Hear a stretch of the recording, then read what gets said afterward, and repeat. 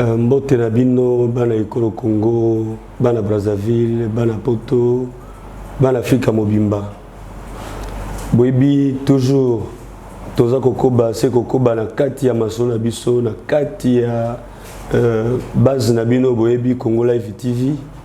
Mpona kolakisa bino mokolo na lelo sujet na biso ezali sur les investisseurs.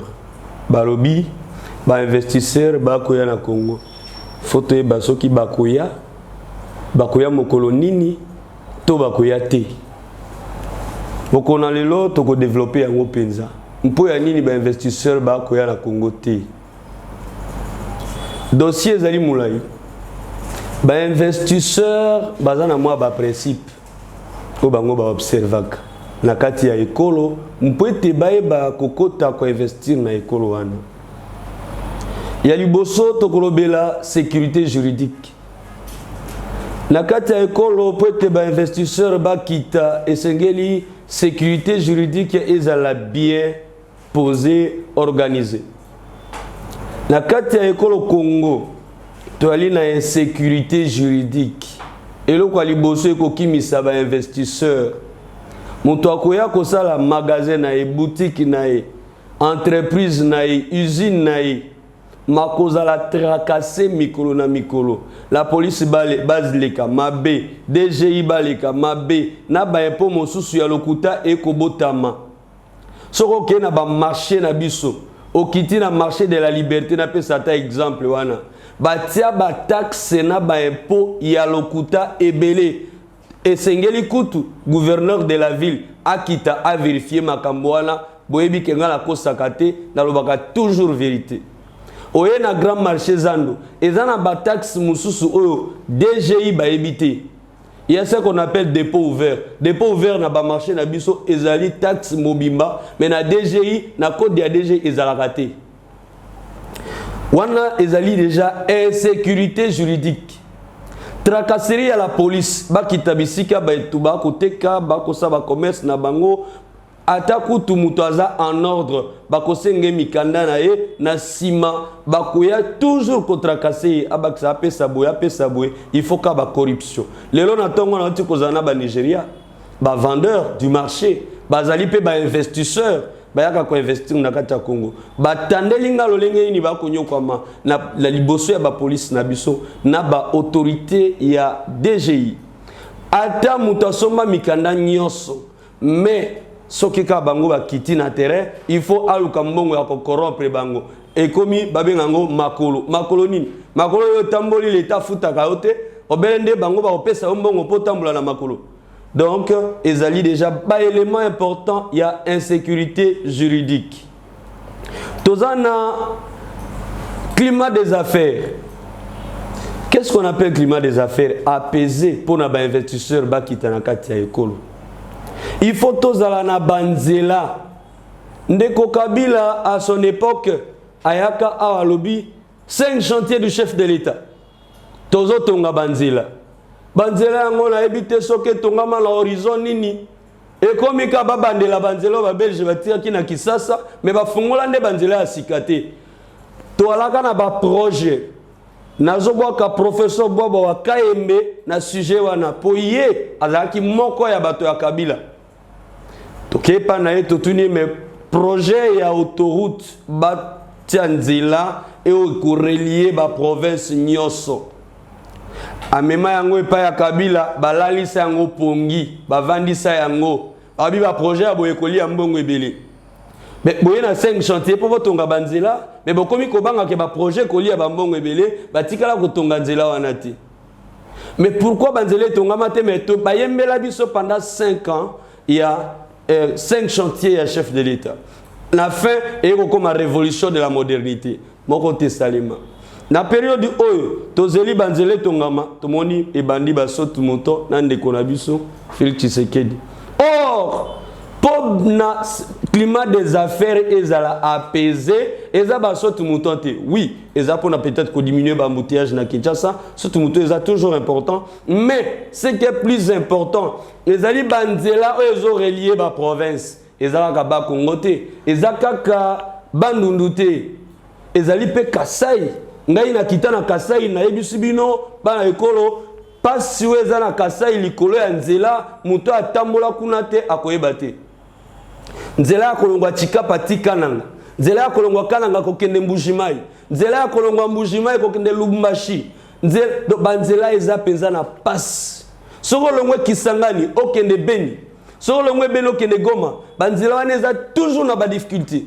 Moyen mutuke rouler à vive allure eza te po ezali banzela trop traditionnel, eza goudroté. Basengeli na kati ya ekolo kotia banzela ya malamu pe koluka ndenge ya ko mettre en place l'autoroute oyo ko relier ba province nyonso soki botie yango en tout cas moi ndambu ya climat des affaires kozala mwa malamu pete muto soki asali eloko na ye na kati ya province ya Sankuru akomema yango akekoteka yango na Mbujimai na province ya Kasai central akomema yango akendoteka na province orientale nzela ezali malamu muto akomema biloko na ye kotambola na kimia ata lelo izini eye justement ya ba minéraux ezosenga ke to produire peut-être ba téléphone eza na kati ya Sankuru kasi soki oke kotia izini wana na Sankuru po bimisa ba téléphone wana e ya koteka na Kinshasa il faut nzela ezala ezate qu'il faut koleka na nzela ba mai consort ba mai ba accident ezosalema mikonyo so ba masu ezokoya ezokota ezozinda alors il faut ba nzela malamu ezala mituke ezala plus rapide pour permettre que ba investisseur ya malonga baya soki botie ba nzela ya malamu te il n'y aura pas des investisseurs sérieux. De deux, donc, pendant atabanzelate kasi protection. Donc, pour les investisseurs ya malamu baya, il faut courant ezala. Électricité, c'est très important. Usine ekotambola modèle nini na kati ya mboka oyo électricité eza instable. Okolamuka na tongo kurezali. Okomi 7 heures kurekei. Et comme 22 heures coureza li sous-souté na ba milliers belé peut-être na Gombe bovan na courant mais soko ke na chango ben ça pose problème ata lelo na Gombe courant et comment kokende na komi Kinshasa n'en parlons pas donc ce qui stabilité électrique qui ezalité ba investisseur pe babanga ka kokota na ekolo ya modèle wana mais barrage ya Inga otozana yango ezali barrage ezali monene koleka en Afrique centrale na biso kasi bamboka musulo kola Rwanda ban électricité stable na Kigali soko ke en tout cas kure kei eza chose difficile pour mona kure kende mais na Kinshasa kure zo kende yango ata na aéroport kure kindaka donc ils ont danger pour la République pe pour la ville lokola ville na biso to ko ba te côté ba investissement ko kokate ko ya ba ko banga toujours quand l'électricité n'est pas stable air oyo to sengeli ko produire to si to kana ki que production ya usine na biso il fait ça ma 1 million par exemple de téléphones par semaine mais 1 million comme ça mandenge ni tant que pendant 48 heures courant est stable donc et ko permettre na usine nité etambola comme le lingue sengeli sinon ba usine musu c'est tomba campagne problème électrique alors pona yango bana ekolo bana Congo il faut boyeba ke électricité na biso to kozanga courant bana Kinshasa ba yebi ke zongo ezali chute munene oyo barrage munene oyo sengel komisa électricité comme jamais ben ce qui biso to na ba problème électrique soko ke na ba nouvelle courezate OK na mo ba mboka pembeni a courezate c'est danger pour la nation mai pour être des investisseurs bazala il faut mai pezala mai ezala stable ezate que mai yaki mai kei il y a pas de semaines toti ko vivre cauchemar ya départ d'eau na commune ya Matete ya Masina ya Njili ba mai ezokendaka mikolo nyoso bato bazotambola toujours na ba bidon na terrain na mabele na cité pour être bakende koluka mai mai baluka ngo modèle wana te siko soki mai na ya régie des eaux ezalité bato bakomela mai nini bakobandolo kota mai na terrasse to bakendo toka mai na fleuve to bakando kende na bamboko ezali pembeni na mituka pona okendo toka mai bakomela c'est un danger pour la nation on a cru au moins que ce qui régime ekei oyo efandisa ki dictature pe anachi Et peut-être tokoya na régime ya sika lolenge ndeko Félix Tshisekedi aye alors makambo tout ekozala malamu mais lelo to ko constater que moi instabilité ezali ce qui veut dire que ba investisseur bazako banga koya autre la sécurité personnelle des personnes excusez-moi alors comment investisseur akoya na kati ya pays oyali na bitumba. Ah, on n'investit pas dans un pays en guerre. Dans le cadre d'investisseurs. Donc, Moutoua Ebi Mboka Wanati, Oayepo Atia usine naï, Atia boutique naï, Atia magasin naï, Aza quoi apprendre que na est du pays, Batubazo Koufa Mikoro Nyoso, la Kinshasa, Kulune Mata niveau, Yebi Sangaï, cet investisseur Walingi Ayakova na Congo abana kosala l'activité nae pendant beaucoup d'années akokita modèle nini akoya na machine nini il a toujours peur tokena na bamboka mindele tokuta na kana investisseur on a échangé avec des Chinois et consorts mais on me dit mais mon cher on va arriver dans votre pays comment pourtant il y a la guerre là-bas la guerre ne finit pas dans votre pays mais c'est danger bango malamu ba kende mupanzi ba na Kigali ba somba ba minéraux ba kende nango ba produire na bamboka na bango po Kigali zwaka yango na pete après bitumba ya Congo et que na Kigali bango ba yeba zwa yango na pete po na Kigali bitumba zati alors ils peuvent pas venir au Congo c'est un très grand danger pour notre pays il faut koyeba lisusu que un investisseur pour aya na mboka il faut ayeba to ya dollar stabilité pendant 10 ans. On se pose souvent des questions. La stabilité du taux des dollars dans ces pays pendant 10 ans. Nayoki, ba investisseurs moussous, ya ba chinois, ba Nigeria, ba ibisinga, ba lobby. Mais 10 ans après, dollar ezalaki na 45. Et kokoma na 56. Et kokoma na 92. Et va na 92 monter à mouké. Lelo est comme na 100 et comme na 160 160 lelo toza na 175 modèle nini muto akundima ke azwa ba marchandise na ye azwa usine na ye aya ko installer yango na kati ya mboka auto ya dollar eza toujours en mouvement on se pose souvent des questions atana ba mboka musu to kendaka ko sala ba commerce lokola ba Chine lokola ba Dubaï lokola États-Unis topé France bon au contenu tout la question ce qui dollar est mati moi mouké na kati ba mboka wana des fois et dérange akabatu tout na toujours mais dollar to ya dollar ko neza ndengenini ah et za ko mata mwandam oh ekiti mwandam c'est danger pour un commerçant un investisseur lelo na Kinshasa ba capitaux ya batu eza diminué divisé par 2 batu ba kwei ba Nigeria ba olela ba Chinois ba olela ba wara ba zolela donc balobi ba capitaux e kwei dollar et mati to eleki kolo mais modèle nini to continuer ko investir na tuni bango na bi mais bino bolobela boya koloba ba konzi bayoka balobi biso toza ba étranger to ko ki koloba na mboka na bino te biso tina biso ka so to ko investir to moni ke simba lisusu te to zongi na mboka na biso kasi bino ba na mboka nde bo sengeli koloba boyeba ke mwandambu ya muke toza na ngo baye o baya kala ba marchandise na bango o va créer mwandambu abondance de biens na marché soki ba kei to kolela isu koleka pour rareté des biens et kozala na marché rareté des biens et na marché et kozala moyen bana mboka ba se servir lisusu et kozala te mais lelo to koyoka nanga mama iba koloba ba investisseur ba koya mutu nyonso comme lelo non comme le gouvernement a changé il y aura des investisseurs. Bakwa Moukoloni. En tant que technicien, en tout cas, nako banza que c'est difficile pour to comme un projet wana y arriver à ba investisseur. Pour na tamola kana dayoka kana monaka na ebilo lenge nini makambo ya investissement et salak. D'abord, pour ba investissement ba na Congo, ba sengeli to changer na nous code des investissements. Ils ont cadena moko na bak o ekanga déjà mboka ils ont danger et puis o ils ont code ata ya moi malamu ils ont kati ils ont appliqué té applicabilité à cause des investissements égalité. Investisseurs, toujours na besoin. Il y a bénéficier d'avantages. Où ils ont prévu des investissements, notamment exonération.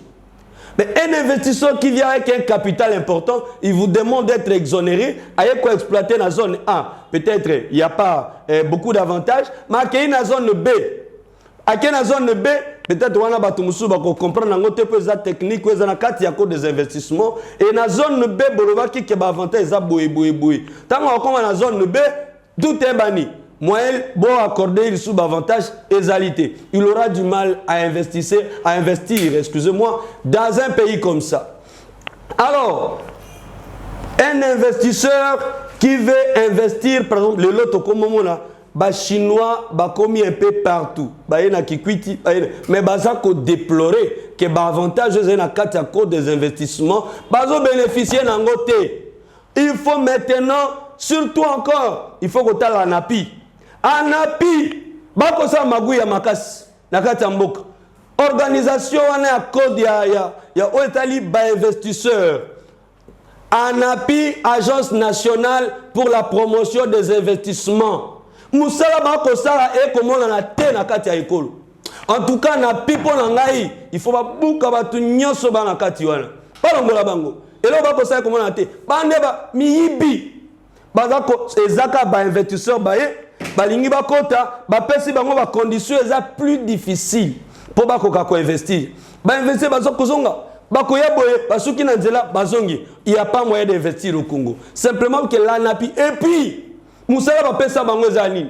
Eza ko tambola monde mobimba. Pour na koluka ba investisseur. Ba e oyo ba ko sa na ANAPI. Ba investisseur boni basi ba na bango na kati ya Congo. ANAPI eza créé depuis quelle année? Et ça, il combien de mboula na kati ya Congo. Mais bayaka na mutu mon côté. Ezalaka peut-être biso ba yotokenda libanda, okutana ma ba camarade na yo, balingi ba koya na Congo, omemi bango, ba chinois mi balé baye. Mais l'ANAPI en réalité, bayaka na mutu te, mais soko tali ba taxe, ba impôt bazozwa, ba corruption. O ba kozana maboko ba chinois, na maboko ya ba libanais. Et ça très grave pour la République. En tout cas, na kosenga paix. Na chef de l'État, il faut qu'on revoie situation, il y a agence nationale, il y a pour la promotion des investissements. Agence wana de sengela qui comme ma ba investisseur et belé na kati ya ekolo Congo, mais basaka musala mon côté. Pour la bana mboka boyeba que soki ba agence lokola ba napi ezali na kati ya mboka et que ko sala ta elo côté ezali danger pour na biso. Parce que ba kolia mbongo pamba DG ANAPI, tu es bakaï tout les sous-soutés. À l'époque, n'a pas professeur Bobo Akaïm. Moussala ça na terrain mon anakate. Pas de conférence, pas de quoi. Ba investir bon niveau tout na DG ANAPI, ba investir bon niveau à na bango na Congo. Asi aluki ba investir na mboka nini. Abi maletando ike atanda aloba. Kasi ngai na koya ko contredire yi. Elo ko ba ko sa na ANAPI ezalité. Chef de l'État ko tambola. Aluka ba investisseur, ba ko investir na mboka. Mais encore que il faut qu'on revoir ba loi na biso. Sokite tokotambole bele mutu akoyate. Et pourquoi makabo yokani bosololi non peut-être on va venir comme ça mais bakoya na bangote puisqu'ils ont compris que dans les pays sont mutayeka atali code des investissements tous en ngwana so ka jeter coup d'œil à sentir ba difficultés dans le cadre code des investissements à kosenga akoloba kutelo côté quelques minutes après bomoni kaka azongi na yepe akoya lisusuté. Alors le plus vite possible, il faut te revoir le code des investissements na biso. Pour ceux qui pensent, tu as une pose à kuyada ba investisseur, on peut te revoir situation policière, situation à ba taxe na ba impôt na biso. Vous avez que tant que ça la lois économiques, on a toujours conseillé qu'il faut ba loi wana ezalaka participative, c'est-à-dire il faut tango bozo vanda pour misako des investissements bo benga pe ba investisseur mususu bo discuter bo échanger na bango pe ba bimisa ba idée bo tia po mutu o asali loi na ye a respecta kayango facilement. Sinon le respect ya texte wana ekozala te na niveau ya commerce Ce qui est na commerce na biso na Congo. Lelo au côté na marché, aux hommes qui la concurrence est très déloyale. Il n'y a pas une concurrence loyale. La concurrence est déloyale. Au comment na étranger, investisseur, aye, aza producteur yemoko, aye na boutique na ye, atie na Kinshasa, yemoko azote na gros, yemoko azote na détail, parce que patomusu ba oteka modèle ni. Et puis na détail ngo ya azoteka, ezali atie na prix moko ya C, batomusu baza na prix ya likolo. C'est ce qu'on appelle en droit commercial une concurrence déloyale. Aza koluka aza na monopole du marché. Le monopole du marché est aussi une situation mauvaise pour le commerce. Alors, bakonzi o bazai na domaine ya commerce, basenge ko kitana terrain, kota la ba prix. Il y a ce qu'on appelle la fixation des prix. Il faut que l'État puisse fixer les prix. L'État, la loi tombe maintenant à désuétude. Donc, puisque ils ont appliqué la loi Ezali, car si l'applicabilité n'est pas là, c'est ce qui fait la désuétude et la caducité des lois. Donc, dans ce sujet-là, en tout cas, Kondi à Congo, ko gérer le domaine ya commerce, revoir côté na terrain pour na marché na grand marché pe bisika mususu la concurrence est déloyale. La concurrence ne respecte plus les principes ya concurrence commerciale. Nakati ya mboka oya normal. So kite wana ya likutu musala nde ya ba syndicaliste ou ba syndicat des vendeurs. Alors, syndicat des vendeurs, bah, ça l'appelle l'autre côté. Le syndicat des vendeurs, bah, injecta, bah, taxe na bango, na kati ya marché. Mais en réalité, lo kamalonga bah, ça les athées. Bah, marche, bah, ça la kezaka boutité. Ceux qui bah, bandika marche, soukanango, bah, corrompre bango na mbongo, bah, millions, bah, zongi, bah, keko va na bandaku, bah, kaboli bah, mbongo wana. Syndicat des vendeurs, bah, ça l'autre côté na kati ya Kinshasa. Bah, c'est belé na bah, marché. Au moins, la marche. Oh, il faut, tout ça marche, grossi, étranger, toujours na gros, pas na détail. Soukalango, na hôtel de ville, na gouverneur topé qui que ce soit, pesi bango, paquet, mbongo, et zongi, lié mbongo, ko souko ça de l'autre côté. Banda, syndicaliste, banda ko ça la marche, ti lelo, et l'autre changeaka réalité.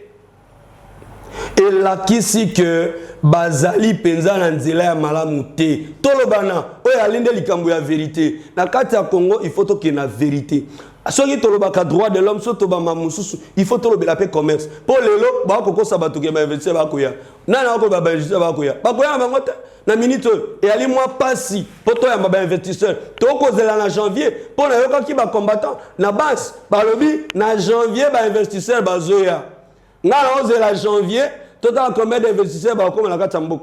Pour tout ça a besoin de bango. En réalité, tu as besoin de pour un changement, pour une évolution, pas n'importe quoi besoin de ça. Mais nazo mona ka ezo simba te bana ekolo boko pesa nga raison. Ata lelo ko boyango, mais boye bake suka nango obenga prophète. Makambo ekoleka na mboka ya libana muté. Investissement ton limite que ekozala pena na lolengo esengeli pour ba investisseur bana dans la carte ya mboka Congo ba se retrouver. Il faut revoir la situation wana pe to koluka biso tout ozalawana pour to luka lolenge nini ya initier révision ya code des investissements. Pe ba avantage nini ba ko remettre na ba investisseur. Boyebite mukona lelo et ali samedi. Biso to la ki na carte centrale to kende ki marche. Mpo ya toujours lokola boyebi bana mboka ya Beni ba ko continuer kokufa to kende ki marche toujours dans le cadre de la société civile awa nazo opinion politique ité na lobaka contre mututé kasina ko landelande ba intérêt du peuple. Que veut le peuple? C'est la paix. Que veut le peuple? C'est la sécurité. Que veut le peuple? Le peuple congolais a besoin de kimia, sécurité, paix, justice. Car si le peuple congolais a béni et a le contraire, qui n'ont le batouba qu'on continue qu'on koufa la béni. Je ne sais pas si ça ne fait pas mal aux Congolais. Et ceux qui le lobby sont comme le roi perroquet, le baka et l'autre change à kate. Na béni le lo bauti kobenga ngai enregistré le lisusu depuis 3 jours déjà, enregistré 50 morts. Au-delà, autre présentant qui bino na mikolo le kaki. Mais pourquoi na beni ba continuer kokufa modèle wana lokola ba soso ba na beni ba soso te ba mpuku pété ba mpesete que au finaye akufa bongo matanga sa mate donc ya lokola na kati zambo wemba loba ba nzete zokweya zambe saka matanga te mais na kati ya Kinshasa kati ya Congo biso to wapi beni ali mboka na biso ali pe ba ndeko na biso to il faut to télémanto fungola misu pour te ba bazo kufa wala bande ba congolais lokola bino soki lelo bitumbeza la Kinshasa boyeba ke boyoka passe bokomona ngo grave mais soki bitumbeza na beni to va na kaka kimiate bato wala belango mingi te et alika batikeli société civile pour ba lo bakamamba beni donc mais pourtant ba politiciens les 4 coins basé belé mais pour la nini la mort des gens ne vous intéresse-t-elle pas? Bokomikaka bolandaka pouvoir mutu nyonso réclamer pouvoir mais liwa ya bato et kolobela bato de l'autre côté on dirait pas ceci na mitema ya bato na poto soki 2 personnes bakufi boyebi combien de marches basalaka lelo ba envoyé spécial bayaka na kananga ya mindelo bakufaka ya ONU mais ti lelo ba procédure mataraka ba réclamation ezalaka mais biso pa na biso ebele ya bato bakosila mutu akolobela ngo azali te tokendeki na marche na gare centrale mais tokoma wana o bapolisier batondi balingi gare centrale mobimba mutu akota te likamoni o chef de l'état azoya koloba ai mais bino moko nde bondimaki ke tosala marche tokomaki peut t'informer l'issue hôtel de vie à part t'informer mbala liboso o ba empêcher biso samedi passé tokomi l'issue to réintroduire dossier ba reconnaître to na gare centrale to kuti la police et ali ba acte ya malamuté soki bomonique acte action to organisation moko ezali to pe manifestation moko ezali bo autoriser yango et bongi te bo autorisé à mibale sinon ekosala eza na incompatibilité à kosangisa 2 manifestations à la fois mais biso tokomi tozaki obligé à se retirer pour balobi chef de l'état nde azoya koloba ezali makambu ya malamu te na hôtel de ville de Kinshasa gouverneur Gentini Ngobila yebaka yango soki opesi ordre to o permettre na manifestation moko esama na kati ya mboka e bongi te otia batu na qu'est-ce que c'est autoriser ba manifestation mususu batu bae bakute sika ko manifester lisusu te alors baza ko continuer ko empêcher biso na ba autorité congolaise pour te ba ko matérialiser marche ya makasi ozo s'organiser pour na makambu ya batu ya Beni so bomona kabilili et ali déjà 3e fois yango auto organizaka toujours ba marche ba liboso to sakika na mwa makasi 2e jour ba kisi ceinture 3e fois lelo ba kisi toujours ceinture pour te kaka ba empêcher ba na mboka ba tambola ba marcher pour na ko réclamer la cause noble liwa ya batu na Beni pomona nga toujours micro na ko mana noir. Vous voyez pourquoi le noir? C'est puisque le vêtement noir est de matanga toi que ça là pour la liwa bateau que les canabeni pas la beni boye bango et si quand on se vit sur tozana Kinshasa to bundaka toujours peut-être la bino de cœur to continuer bitumba pour te beni ezwa kimia Congo et oki ko tika la modèle oté il faut kimia ekota na Congo bitumba na tu faut si là kasi boye baka très bientôt ngai moko na okita la beni lisusu na okita peut na vivre babiloko wana ba événement wana soki ezali pena bitumba ko sama pona ka kota congolais en débandade boye baka akobomaka biso nyonso na za prêt na prêt pour la bitumba Congo donc bitumba oyo ko ya bana beni boye baka toza toujours nanga muna bino Kinshasa ekotika bino te peut to continuer na bino donc bana Kinshasa bon se mobiliser davantage pour voyer ba que ce bitumbeza na Beni c'est que bitumbeza na Kinshasa ce bitumbeza na Kasai c'est que bitumbeza na l'Équateur biso e photo bunda pour la conserver intégrité territoriale ya mboka na biso bitumbe ko le kabiso mutute po to ba guerrier bo bangati